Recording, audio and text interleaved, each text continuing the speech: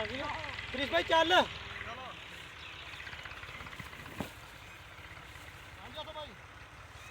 छड़ दे तू हुण छड़ दे आ जा हुण उरा खोल इनू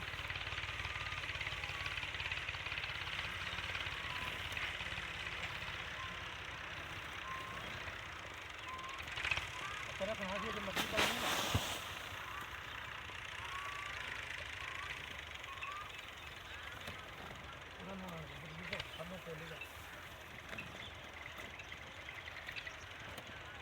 मुकम्मल वीडियो टॉप रखना वो भी रखा खोल पर आ देख मैं कितना पैर रख उधर करो इधर अली भाई उधर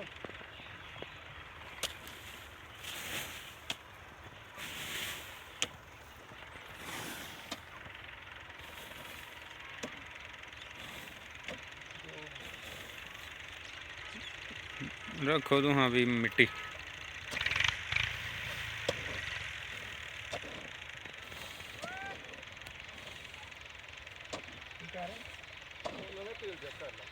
रहमान रहीम। दोस्तों ये देखें जी, इस तरह हमने ये दरमियान में लगा दी है गोभी और शापर डाल दिया कद्दू के ऊपर।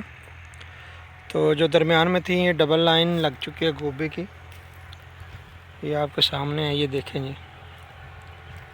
तो ये कद्दू की और गोभी की जो मखलूक काश्त है ये हो चुकी है मुकम्मल।